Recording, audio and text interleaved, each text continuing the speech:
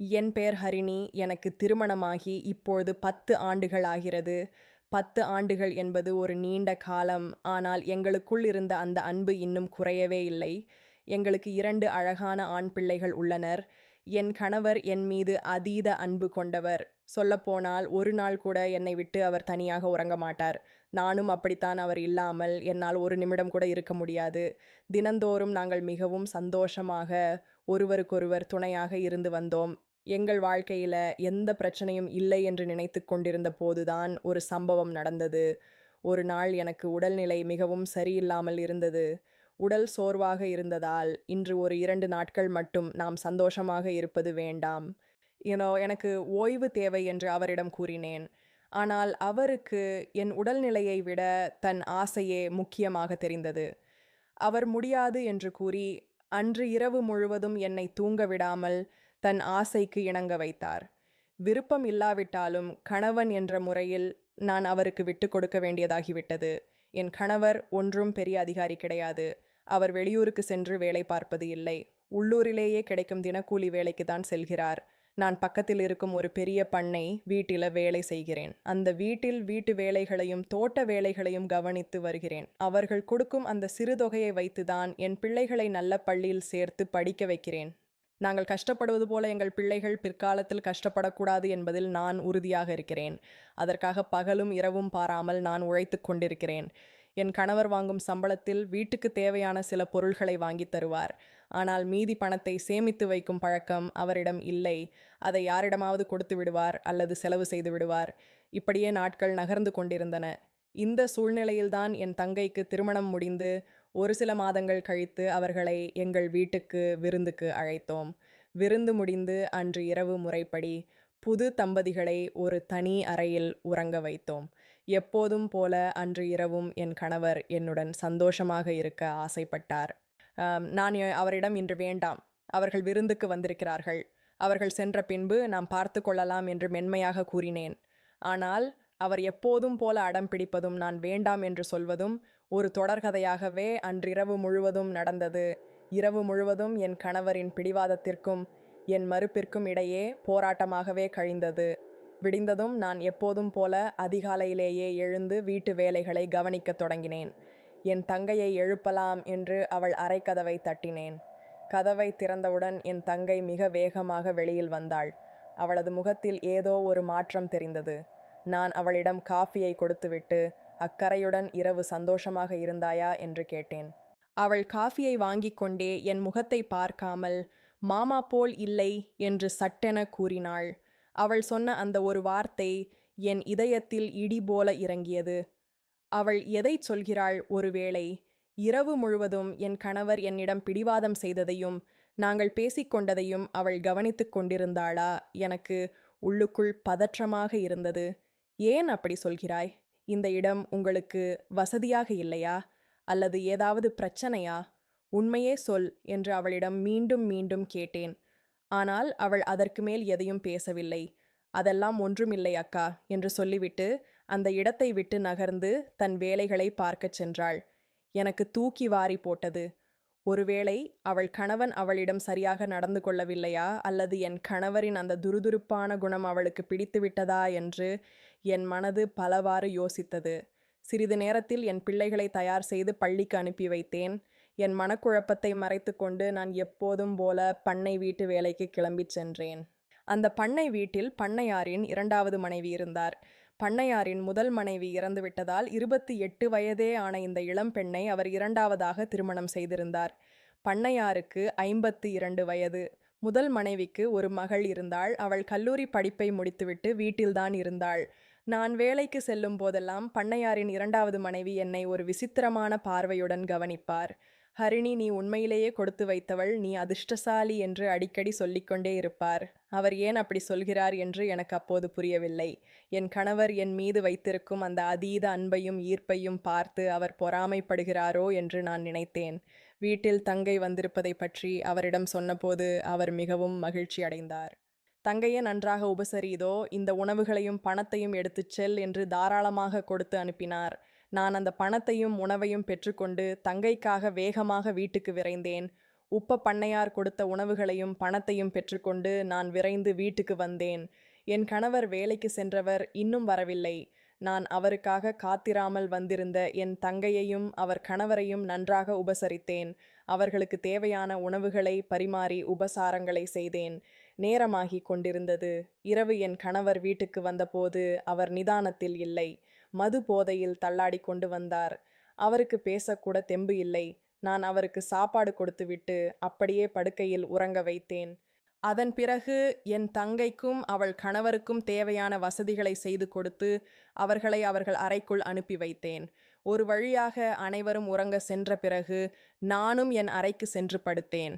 ஆனால் அன்றிரவு எனக்கு தூக்கம் வரவில்லை.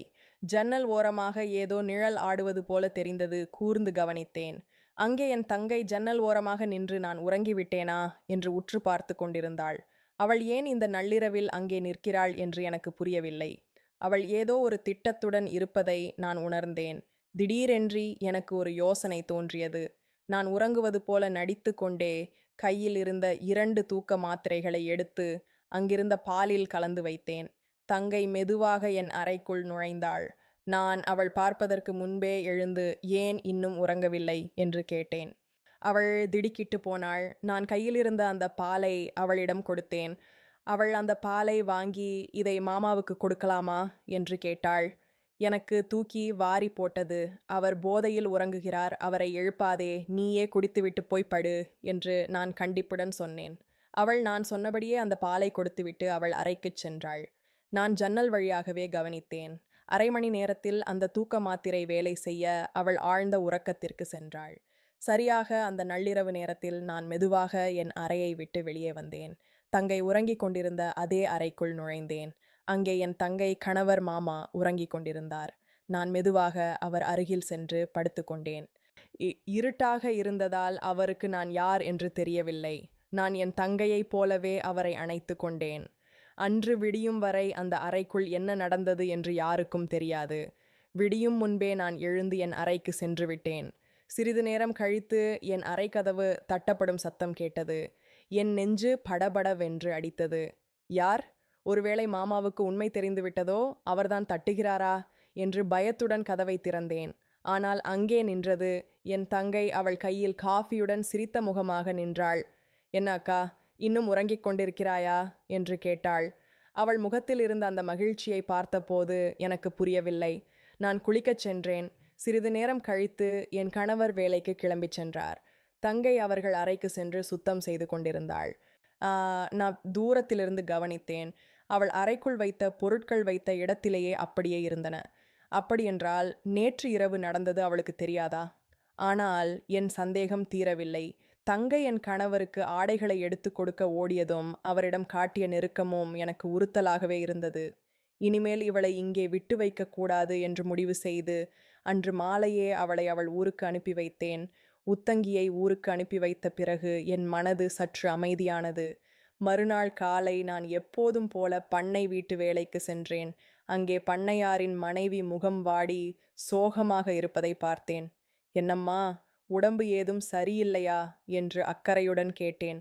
அவர் பெருமூச்சு விட்டுவிட்டு, உடல்நிலை நன்றாக இருக்கிறது ஹரிணி, ஆனால் மனம்தான் சரியில்லை என்றார். அவர் சொன்னதை கேட்டு நான் பதறிப்போய் காரணம் கேட்டேன். அப்பொழுது அவர் தன் கதையை சொல்ல ஆரம்பித்தார். ஹரிணி என் வீட்டில் பெரிய பொருளாதார கஷ்டம். அந்த வறுமையை போக்கத்தான் என்னை இந்த 52 வயது பண்ணையாருக்கு 2ஆம் தாரமாக திருமணம் செய்து வைத்தார்கள். ஆனால் இப்போது அவர் என்னை கவனிப்பதே இல்லை. நான் இந்த கூண்டில் அடைபட்ட கிளி போல வாழ்கிறேன். உன்னையும் உன் கணவரையும் பார்க்கும்போது எனக்கு பொறாமையாக இருக்கிறது என்று வருத்தத்துடன் புலம்பினார். நாங்கள் பேசிக்கொண்டிருந்த போதே பண்ணையார் அங்கே வந்தார். மனைவியை பார்த்ததும் அவர் முகம் கடுகடுவென மாறியது. பண்ணையாரின் மனைவி பயந்து உள்ளே சென்று விட்டார். பண்ணையார் என்னிடம் வந்து, ஹரிணி, உன் கணவர் என்ன வேலை செய்கிறார்? அவர் வெளியில் அலைந்து வேலை செய்வதை விட இங்கேயே நம் தோட்டத்தை பார்த்து கொள்ளட்டும். அவருக்கு மது அருந்தும் பழக்கம் ஏதும் இல்லையே என்று கேட்டார். நான் பயத்தில், இல்லை ஐயா, அவருக்கு அந்த பழக்கம் எல்லாம் கிடையாது என்று பொய் சொன்னேன். சரி, நாளையிலிருந்து அவனை இங்கே வேலைக்கு வரச் சொல் என்று கூறிவிட்டு அவர் சிரித்து கொண்டே சென்றார். நான் வீட்டுக்கு சென்று என் கணவரிடம் விஷயத்தை சொன்னேன். வெளியில் கஷ்டப்பட வேண்டாம், பண்ணையார் வீட்டிலேயே வேலை கிடைத்துவிட்டது. ஆனால் நான் ஒரு பொய் சொல்லியிருக்கிறேன். நீங்கள் குடிக்க மாட்டீர்கள் என்று சொல்லித்தான் வேலை வாங்கினேன். குடித்தால் நம் இருவர் வேலையும் போய்விடும். பிள்ளைகளின் எதிர்காலம் வீணாகிவிடும் என்று எச்சரித்தேன். அவரும் சரி, இனிமேல் நான் பார்த்துக் கொள்கிறேன் என்று வாக்குறுதி தந்தார். இருவரும் பண்ணை வீட்டுக்கு வேலைக்கு சென்றோம். நான் வீட்டு வேலைகளையும் அவர் தோட்ட வேலைகளையும் பார்த்து கொண்டிருந்தோம். இப்படியே சில நாட்கள் நிம்மதியாக சென்றன. ஒரு நாள் எனக்கு திடீரென உடல்நிலை சரியில்லாமல் போனது. என்னால் வேலைக்கு செல்ல முடியவில்லை. என் கணவரிடம் நீங்கள் மட்டும் செல்லுங்கள். நான் வராததை மேனேஜரிடம் அல்லது பண்ணையார் மனைவியிடம் சொல்லிவிடுங்கள் என்றேன். அவரும் சரி என்று கூறி தோட்ட வேலைக்கு கிளம்பிச் சென்றார். நான் மதியம் பண்ணையார் என் கணவரிடம் வீட்டுக்கு சென்று சாப்பாடு எடுத்து வா என்று சொல்லி அனுப்பியிருக்கிறார். என் கணவர் பண்ணையார் வீட்டிற்கு சென்று சாப்பாடு கேட்க அங்கே பண்ணையார் மனைவி மட்டும் தனியாக இருந்திருக்கிறார்.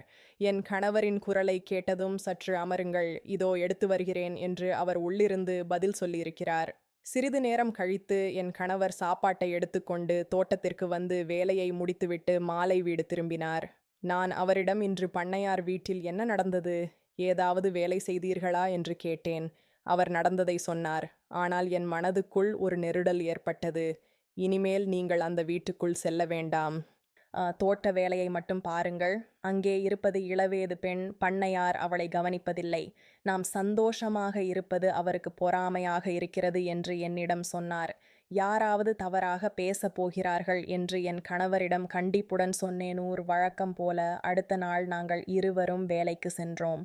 பண்ணையார் மனைவி என்னை சந்தித்த போது, என்ன ஹரிணி, நேற்று உடம்பு சரியில்லையா, இப்போது பரவாயில்லையா என்று விசாரித்தார். நான் இப்போது நன்றாக இருக்கிறேன் அம்மா என்றேன். அவர் ஒரு குறும்பு சிரிப்புடன், ஏன் நேற்று இரவு முழுவதும் உனக்கு உறக்கம் இல்லையா என்று கேட்டார். நான் வெட்கத்துடன் அட போங்கம்மா என்று சொல்லிவிட்டு என் வேலையை பார்க்கச் சென்றேன். சில மாதங்கள் கழிந்தன. என் அம்மா வீட்டிற்கு செல்ல வேண்டிய சூழல் ஏற்பட்டது. 2 நாட்கள் லீவு கேட்பதற்காக பண்ணையார் மனைவியிடம் சென்றேன். அவர் செலவுக்கு பணம் கொடுத்துவிட்டு உன் கணவரை 2 நாட்கள் கூட பிரிந்திருக்க மாட்டாயா, அவளையும் கூடவே அழைத்துச் செல்கிறாயே என்று கிண்டல் செய்தார். அப்போது அங்கே வந்த பண்ணையார், ஹரிணி, நீ 1 வாரம் கூட உன் அம்மா வீட்டில் தங்கிவிட்டு வா. ஆனால் உன் கணவன் வர வேண்டாம். இங்கே தோட்ட வேலைகளை யார் பார்ப்பது, அவனை இங்கேயே விட்டுவிட்டு நீ மட்டும் போ என்று அதிகாரமாக கூறினார். பண்ணையார் சொன்னதை என்னால் தட்ட முடியவில்லை. சரி ஐயா என்று சொல்லிவிட்டு என் கணவரை மட்டும் பண்ணை வீட்டிலேயே விட்டுவிட்டு நான் அம்மா ஊருக்கு கிளம்பினேன். அன்று மாலை என் கணவர் மட்டும் பண்ணை வீட்டில் தனியாக இருந்தார். பண்ணையார் அவரிடம், இன்று உன் வீட்டில் யாரும் இல்லை, இங்கேயே சாப்பிட்டுவிட்டு தங்கிக்கொள் என்று கூறிவிட்டார். என் கணவருக்கு என் நினைவாகவே இருந்தது, தூக்கம் வரவில்லை. அப்போது பண்ணையாரும் அவர் மனைவியும் இருக்கும் அறைக்கதவு திறக்கும் சத்தம் கேட்டது. என் கணவர் நிமிர்ந்து பார்த்தார். நான் நிறைத்தபடியே பண்ணையார் மனைவி மெல்ல வெளியே வந்தார்.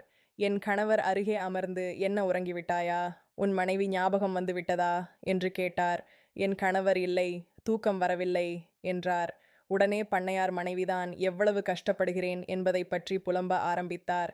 பண்ணையார் என்னை சரியாக கவனிப்பதே இல்லை, நான் ஒரு அழைந்த கிளி போல வாழ்கிறேன் என்று கூறி அழத் தொடங்கினார். என் கணவர் அவருக்கு ஆறுதல் சொல்லும் விதமாக அவர் மீது கையை வைத்தார்.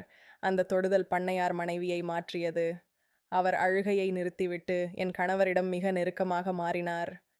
அன்று இரவு முழுவதும் அந்த பண்ணை வீட்டில் நான் இல்லாத குறையை அவர் தீர்த்து வைத்தார். இது ஒரு நாள் மட்டும் நடக்கவில்லை. நான் ஊரில் இருந்த 3 நாட்களும் இது ரகசியமாக தொடர்ந்தது. 3 நாட்கள் கழித்து நான் ஊரிலிருந்து திரும்பினேன். என் கணவரை பார்த்ததும், ஏன் என்னை பார்க்க வரவில்லை, என் ஞாபகம் உனக்கு இல்லையா என்று கோபமாக கேட்டேன். அதற்கு அவர், இங்கே வேலை அதிகமாக இருந்தது, நீதானே என்னை இங்கே வேலைக்கு சேர்த்து விட்டாய் என்று மழுப்பலாக பேசினார். அப்போது பண்ணையார் அங்கே வந்தவுடன் அவனிடம், ஏன் சண்டையிடுகிறாய் என்று என்னை கேட்டார். பண்ணையார் மனைவியோ மிக மகிழ்ச்சியாக தெரிந்தார். நான் இப்போது மிகவும் சந்தோஷமாக இருக்கிறேன் என்று அவர் என்னிடம் சொன்னபோது அதன் அர்த்தம் எனக்கு அப்போது புரியவில்லை. அன்றிரவு நாங்கள் இருவரும் எங்கள் வீட்டிற்கு சென்றோம். நான் எப்போதும் போல என் கணவர் என்னுடன் மகிழ்ச்சியாக இருந்தார். ஆனால் மறுநாள் காலை ஒரு விசித்திரமான சம்பவம் நடந்தது. பண்ணையார் மனைவி என் கணவரை தனியாக கூப்பிட்டு, நாம் இருவரும் எங்காவது வெளியில் செல்லலாமா என்று கேட்பதை நான் மறைந்திருந்து கேட்டுவிட்டேன். எனக்கு தூக்கி வாரி போட்டது. இது தவறாக தெரிகிறதே. நான் ஊருக்கு சென்றபோது ஏதோ விபரீதம் நடந்திருக்கிறது என்று என் உள்மனது எச்சரித்தது. இருந்தாலும் அப்படியே எல்லாம் இருக்காது என்று என்னை நானே சமாதானப்படுத்தி கொண்டு என் வேலையை பார்த்து கொண்டிருந்தேன்.